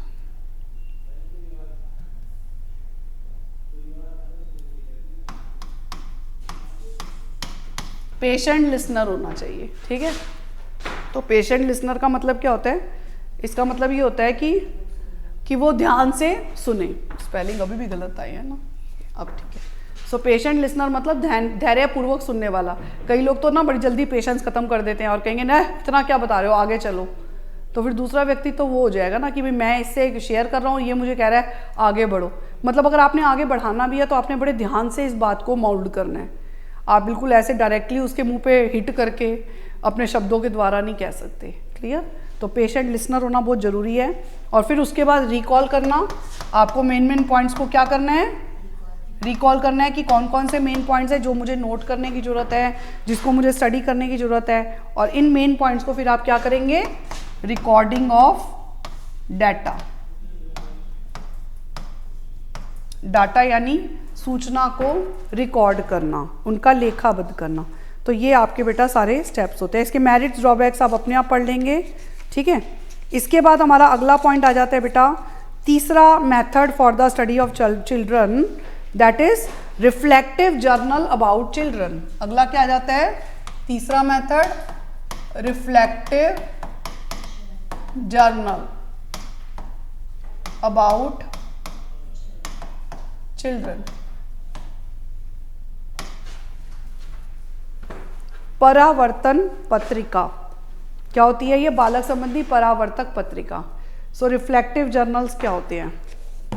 Reflective journals वो होते हैं जिसमें बच्चे अपने खुद के थॉट्स को, व्यूज़ को एक कागज़ के टुकड़े पर रिफ्लेक्ट करते हैं, शो करते हैं। तो जैसे क्लासरूम में टीचर ने एक शीट सबके हाथ में पकड़ाई और कहा इस शीट पर आप लिख कर दो मुझे कि आपको कल मैथ्स की क्लास नए टीचर की कैसी लगी। तो सब उस पेज पर 2 से 3 वाक्यों में अपने इस एक्सपीरियंस को शेयर कर रहे हैं, लिख कर बता रहे हैं। तो ये क्या हो गया? Reflective journal. अब उसका मुद्दा कुछ भी हो सकता है, लेकिन बच्चे के जो थॉट्स हैं उसको उसे लिखने के लिए कहा जाता है। तो वो क्या होता है? Reflective journal. कि जो थॉट्स में है उसे राइटिंग में कैसे कन्वर्ट करना है, ये चीज़ करवाना। और उससे हम बच्चे की स्टडी भी साथ साथ करते हैं। तो this is called as reflective journal. So reflective journal are the notebooks और पीस ऑफ पेपर। इन्हें हम क्या कह सकते हैं? कागज़ का टुकड़ा या कोई कॉपी, जिसमें क्या करा जाता है? That students use for writing, जिसे बच्चे राइटिंग यानी लिखने के लिए यूज़ करते हैं। About the reflecting on their own thoughts, यानी अपने खुद के थॉट्स को वो रिफ्लेक्ट करते हैं, यानी कि शो करते हैं लिख कर। तो उसे हम बोलते हैं रिफ्लेक्टिव जर्नल्स। तो रिफ्लेक्टिव जर्नल्स की इंपॉर्टेंस क्या होती है बेटा? इसका पहला इंपॉर्टेंस होता है ये ओपन एंडेड फॉर्मेट में होते हैं कि you write whatever you want to write. So इसका कभी भी क्लोज्ड फॉर्मेट नहीं होगा, इसमें हमेशा ज़्यादातर ओपन फॉर्मेट में ही चलते हैं। दूसरा, इसमें क्या होता है कि ये बहुत ही पावरफुल लर्निंग भी है, क्योंकि जो बच्चे को आप इस तरह से किसी टॉपिक पर अपने थॉट्स को रिफ्लेक्ट करने के लिए कहते हो, ये किसी टॉपिक पे भी तो हो सकता है। सपोज मान लो डॉरी सिस्टम पे आप मुझे अपने थॉट्स लिख कर दिखाओ। सपोज मान लो आप पेट एनिमल डॉग पर अपने थॉट्स रिफ्लेक्ट करके दिखाओ, मतलब अपने थॉट्स लिख कर दिखाओ। तो ये कोई भी टॉपिक पे हो सकता है ना। तो इसका मतलब क्या हो गया कि ये बहुत ही पावरफुल लर्निंग है। क्यों? क्योंकि यहाँ पर बच्चा अपनी खुद की राइटिंग को खुद से इवैल्यूएट कर रहा है। उसने खुद से जब लिखा, अब टीचर ने बोला सारे बच्चों को एक एक करके अपने अपने थॉट्स को आप जोर जोर से बोल के बताओ, तो बच्चे ने अपना लिखा हुआ भी देखा और साथ में बच्चे के सामने वो जो दूसरे बच्चे हैं उनके थॉट्स भी रिफ्लेक्ट हुए। तो उसे पता लग रहा है कि मैंने कहाँ गलती करी। उसे वो भाषा, वो वोकैबुलरी मिल रही है जो शायद पहले नहीं आती थी और अब उसे मिल रही है। ये जो मेथड है ना, ये ज़्यादातर मेटा कॉग्निटिव स्किल्स को डेवलप करने के लिए यूज़ किया जाता है। मतलब अति संज्ञानात्मक कौशल, यानी ब्रेन में ज़्यादा से ज़्यादा थॉट्स आएँ, और वो जो ज़्यादा से ज़्यादा थॉट्स आए वो क्रिटिकल इवैल्यूएटिव हो, कि हम खुद ही अपने विचारों को इवैल्यूएट कर सकें, तो डीपर थिंकिंग तक जा सकें, तो उसको हम बोलते हैं Meta cognitive skills. Is it clear? तो इस मेथड में क्या डेवलप होता है बच्चों में? Meta cognitive skills. इसके अलावा इस मेथड के थ्रू उद्देश्य होता है मिसअंडरस्टैंडिंग्स और कन्फ्यूजन्स को दूर करना। इस मेथड का एक उद्देश्य क्या होता है? मिसअंडरस्टैंडिंग्स और कन्फ्यूजन्स को दूर करना। मतलब कोई भी कन्फ्यूजन है, जैसे बच्चे ने गलत लिखा तो टीचर उसे फीडबैक देंगे, टीचर उसे बताएंगे कि बेटा आपने ये गलती करी है, तो उसको अपनी गलती को रिफ्लेक्ट करने का मौका मिलेगा, ठीक करने का मौका मिलेगा। That's it. इसके बाद आता है how to write reflective journal. कैसे बच्चों को रिफ्लेक्टिव जर्नल लिखने के लिए आप एज अ टीचर बोल सकते हैं। तो इसमें पहला, चिंतन को लेखन में कैसे बदला जाए, हाउ टू मतलब how to write the thinking, sorry how to convert the thoughts into writing. एक तो सबसे पहला स्टेप हमें ये देखना है कि बच्चे को इस चीज़ के लिए गाइड करना है कि कैसे आपने अपने थॉट्स को राइटिंग में कन्वर्ट करना है। उसके लिए जो भी गाइडेंस चाहिए वो गाइडेंस बच्चे को देना। क्लियर? इसके अलावा बहुत छोटे बच्चों को, यानी जो बहुत ही छोटे छोटे बच्चे होते हैं, उनको भी अगर रिफ्लेक्टिव जर्नल लिखने के लिए दिए जाते हैं तो उन्हें साथ में एक और गाइडेंस दी जाती है कि you have to speak loudly while writing. मतलब लिखते समय जोर जोर से पढ़ पढ़ कर लिखना, बोल बोल कर लिखना। उससे क्या होगा कि वो जो गलती कर रहा होगा वो आपकी नज़र में उसी समय आ जाएगी। क्लियर? और वो क्या वोकैबुलरी किस बात को शो करने के लिए यूज़ कर रहा है वो भी आपको पता लग जाएगा। तो ये पॉइंट, इज इट क्लियर? फिर आ जाता है ये क्या, ये मतलब इसकी शुरुआत कहाँ से हो सकती है। तो इसका बेस हो सकता है क्लासरूम में करवाई जाने वाली कार्य है जो आप करवाते हैं, उनकी एंट्रीज के बेस पर हो सकता है। जैसे मैंने बताया कि कल आपको टीचर की क्लास कैसी लगी, उस पर 2 से 3 लाइनों में लिखो। तो क्लासरूम में जो भी काम करवाए जा रहे हैं उनसे रिलेटेड एंट्रीज कुछ भी हो सकती हैं, तो उस एंट्रीज की फॉर्म में ये हो सकते हैं रिफ्लेक्टिव जर्नल। इसमें बच्चे क्या करते हैं? फिर नेक्स्ट स्टेप, इसमें बच्चे स्वयं के जीवन के बारे में या कक्षा से बाहर के वातावरण के बारे में भी अपने थॉट्स प्रेजेंट कर सकते हैं। इसके अलावा उन्हें मोटिवेट किया जाता है कि वो एनालाइज करें अपनी थॉट्स को, उनको रिस्पॉन्सिबिलिटीज़ दी जाती हैं। हाँ, बस इसमें प्रश्न कौन से होने चाहिए? डीप लेवल वाले। कोई भी क्वेश्चन ऐसे नहीं होने चाहिए जो बस ऊपर ऊपर से आपको जानकारी दे। सवाल मतलब सवाल वो हो जो आपके लिए मतलब बच्चे को डीपर सोचने का मौका दे। क्लियर? ऐसा सवाल होना चाहिए, डीपर थिंकिंग वाले। That's it. अब ये जब जर्नल तैयार हो जाते हैं ना बेटा, जैसे वो जो बुकलेट जिसको आप बोल रहे हो पीस ऑफ पेपर, उसी को जर्नल कहते हैं ना, जिसमें बच्चे को लिखने के लिए कहा जाता है। तो उस पीस ऑफ पेपर को संभाल के कैसे रखना है, तो उसे हम बोलते हैं मैनेजमेंट ऑफ जर्नल। जर्नल का जो मैनेजमेंट है, जर्नल माने रिफ्लेक्टिव जर्नल, तो रिफ्लेक्टिव जर्नल को आपको मैनेज कैसे करना है, उसका प्रबंधन कैसे करना है, उसको रखना कैसे, उसका रख रखाव कैसे करना है। तो कैसे करना है? पहला पॉइंट, उसे किसी फोल्डर या स्पाइरल नोटबुक में रखवाओ बच्चों से। दूसरा पॉइंट, उसको ऐसे रखवाओ जहां पर आप निगरानी कर सकते हो, मतलब वो आपकी नज़र के सामने रहे कि वो कहीं खो ना जाए, जब चाहिए हो तो वो मिल ही नहीं रहा, ऐसा नहीं होना चाहिए। इसके अलावा reflective journal date wise, entry wise होना चाहिए कि जैसे जैसे डेट है वैसे वैसे इसको प्रिपेयर करो। इसके अलावा ग्रेड वाइज होना चाहिए, यानी क्लास के accordingly first class, second class, third class, कौन सी क्लास का प्रिपेयर करवाया है, क्लास वाइज होना चाहिए। इसके अलावा अच्छा ये होगा कि बच्चे को एक सेशन पूरा होने के बाद, ये स्कूल के बाद उसको घर में ही दे दिया जाए रखने के लिए reflective journal. Is it clear? कि बच्चे उसे घर में कैसे रखना है, वो बच्चे आराम से अपने आप, क्योंकि अपनी चीज़ को जितना हम ख्याल रख सकते हैं उतना बाहर वाला कोई उस चीज़ को ख्याल नहीं रख सकता। Is it clear? तो ये चीज़ भी हमें ध्यान देनी है और एक क्लियर कट सिस्टम को हमें इसमें फॉलो करने की ज़रूरत होती है। क्लियर? समझ आ गया? इसके बाद बेटा हमारा आ जाता है अब चौथा मेथड एनेक्डोटल रिकॉर्ड्स।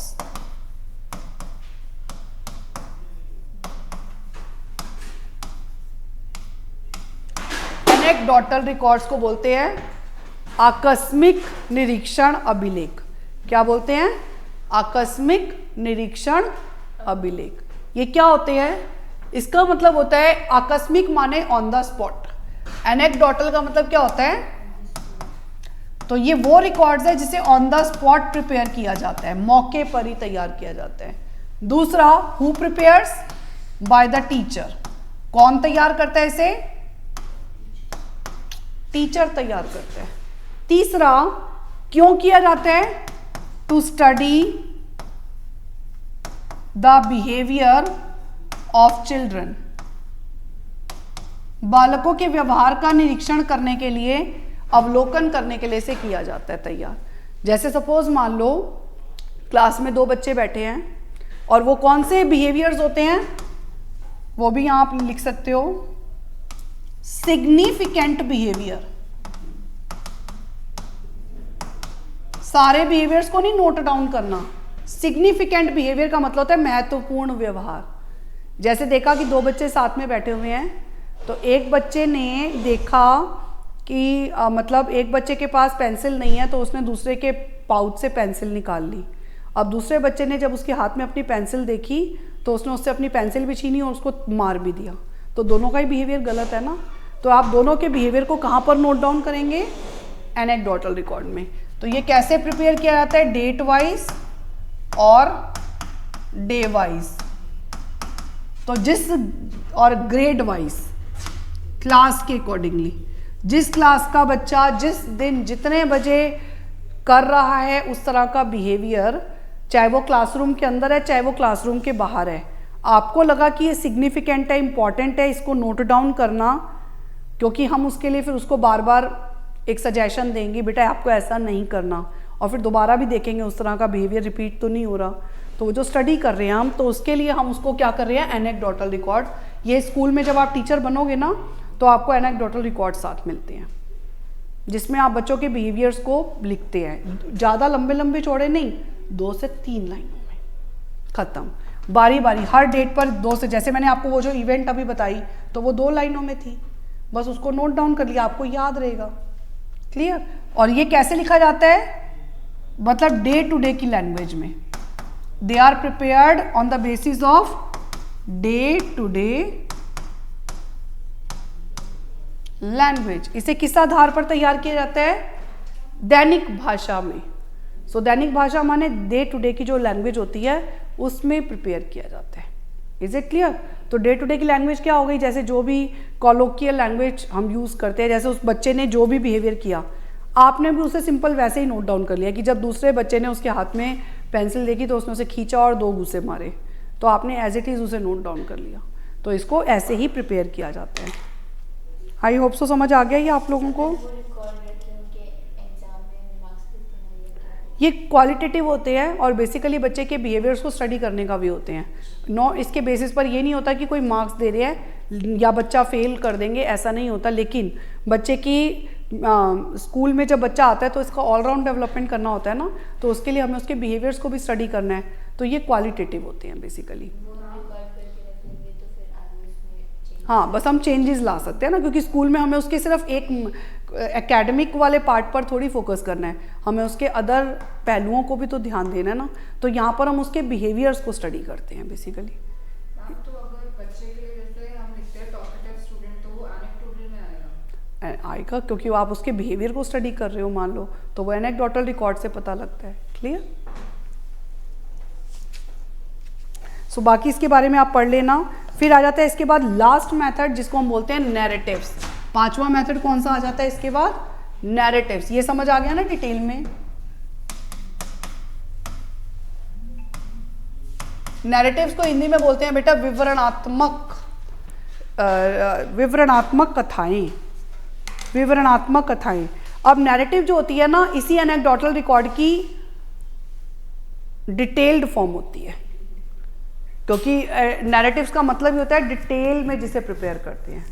तो डिटेल में प्रिपेयर करते हैं। हमें तो एनेक्डोटल रिकॉर्ड का ड्रॉबैक ये पता है क्या था कि इतने सारे बच्चे क्लास में 80-80 बच्चे और हर बच्चे का एनेक्डोटल रिकॉर्ड तैयार करना कितना डिफिकल्ट होता है। तो ये तो और डिटेल में, ये तो बिल्कुल ही पॉसिबल नहीं है। तो लेकिन फिर भी ये किया जाता है, लेकिन ये सबके लिए प्रिपेयर नहीं किया जाता। ये किसी खास प्रॉब्लम को जो किसी खास बच्चे में है, मान लो ADHD की प्रॉब्लम किसी एक पर्टिकुलर बच्चे में है, हमें उसको स्टडी करना है, तो उसके लिए उसके बिहेवियर्स को जो हम नोट डाउन कर रहे हैं वो किस में करेंगे, यहाँ पर करेंगे। तो ये किसी केस स्टडी के लिए, किसी पर्टिकुलर प्रॉब्लम को डायग्नोस करने के लिए, हाँ, तो ये ज़्यादातर स्पेशल बच्चों के लिए इस तरह का मेथड यूज़ किया जाता है। Is it clear? और इसमें एक्सटेंडेड टाइम होता है, इसे हम रनिंग रिकॉर्ड्स भी कहते हैं।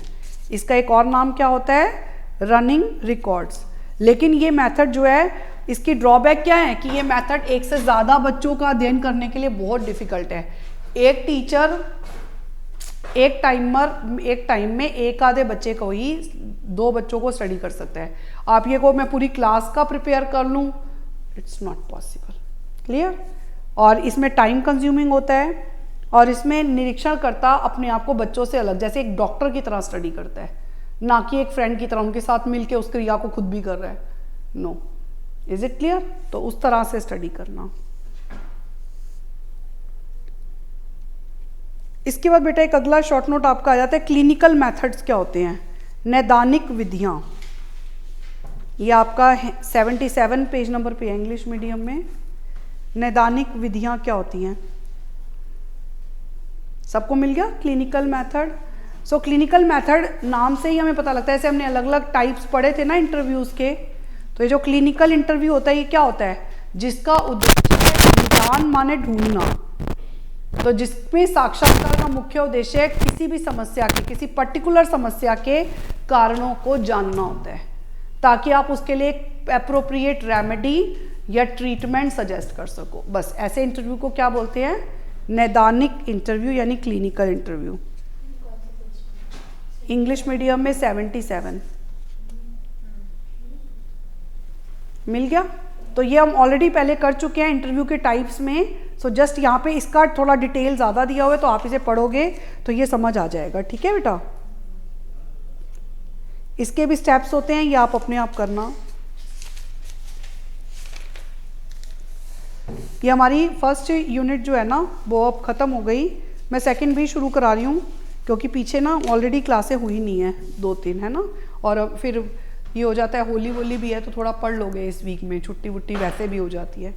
चलो देखो, अगला जो हमारी यूनिट 2 आ गई है ना बेटा, वो उसका नाम है फिजिकल मोटर डेवलपमेंट। फिजिकल तो आपने पढ़ लिया, ग्रोथ तो मैंने बता दिया ना, निकाल लो ज़रा।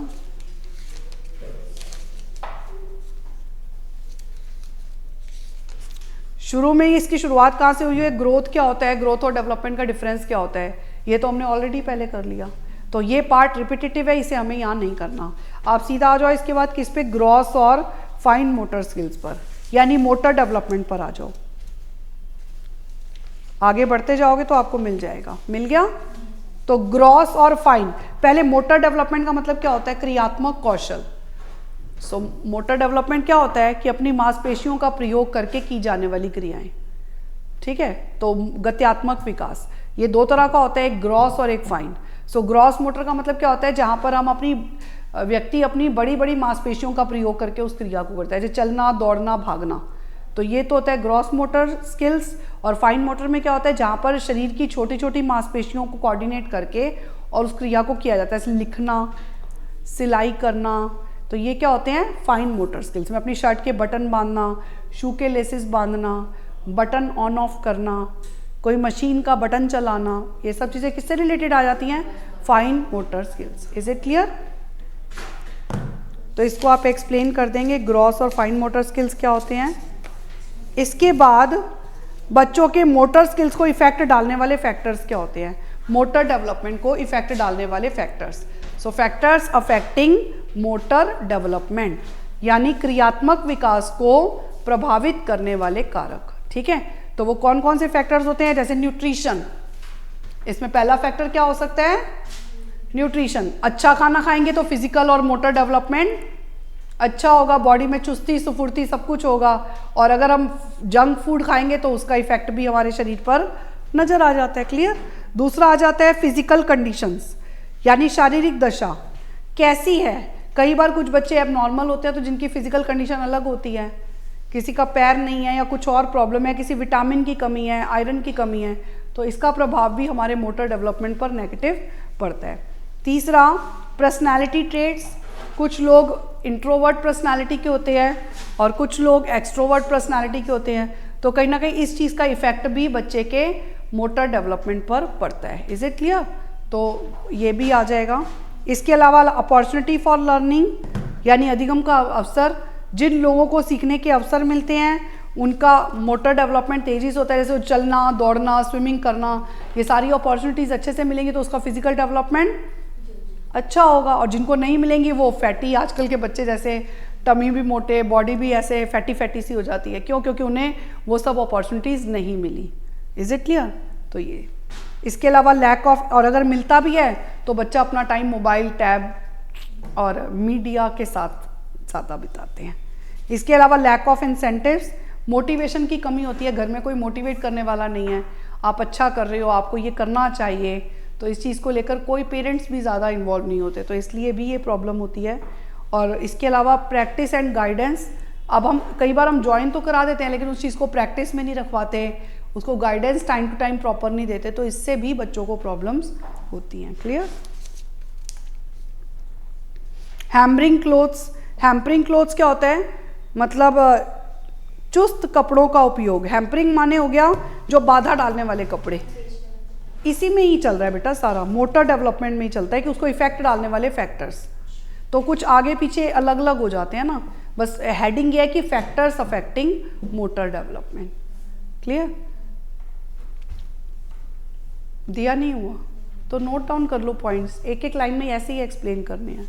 ठीक है, तो अब देखो इसके बाद जैसे मैंने आपको बताया हैम्परिंग क्लोथ्स का मतलब क्या है कि सपोज मान लो मैं साड़ी पहन के कोई मुझे कहीं भागना है, रेस लगानी है, सो ये साड़ी रनिंग में हैम्परिंग क्लोथ है। समझ आ गया? तो या हम कॉटन के कपड़े नहीं पहन रहे या हम बहुत ज़्यादा टाइट कपड़े पहन रहे हैं, तो वो क्या है? हैम्परिंग क्लोथ में आ जाएगा। तो हम जिस एक्टिविटी को कर रहे हैं उसके लिए जो मोस्ट कंफर्टेबल क्लोथ है वो हमें डलवाना चाहिए। ठीक है, सो ये चीज़।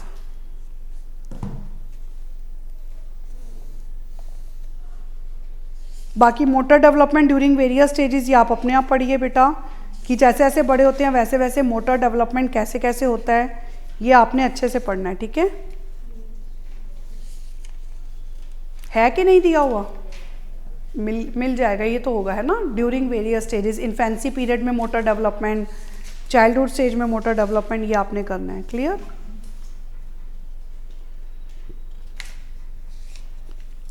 चाइल्डहुड में बच्चे कौन कौन सी स्किल्स परफॉर्म करते हैं ये सब आपने करना है। फिर आप बच्चों के अंदर किस तरह से स्किल्स को इम्प्रूव कर सकते हो। ये जो स्किल्स होती हैं जैसे भागना, दौड़ना, चलना, ये सब मोटर स्किल्स है ना, तो इनको इम्प्रूव कैसे कर सकते हैं? जैसे उनका इंटरेस्ट क्रिएट करके, उनको रेडी रख के उस चीज़ के लिए कि आप रेडीनेस इज़ इम्पॉर्टेंट।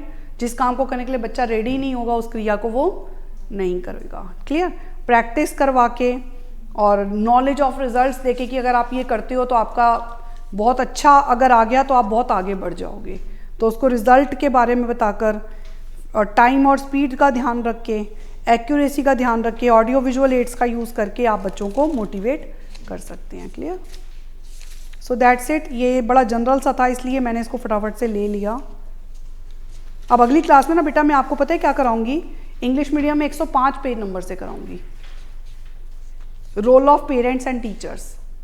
इस रेस्पेक्ट में फिजिकल और मोटर डेवलपमेंट में पेरेंट्स और टीचर्स का क्या रोल होता है, 109 पेज नंबर पे दिया हुआ है। सो ये टॉपिक मैं अगली क्लास में लूँगी। ठीक है, आई होप सो समझ आ गया। और फिर हम 3rd यूनिट भी अगली क्लास में आई ट्राई टू फिनिश।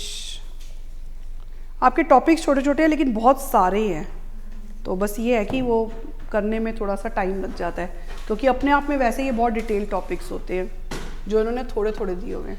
चलो आई होप सो आज की क्लास समझ आई। So bye bye all of you, same to you, very very wish you happy Holi.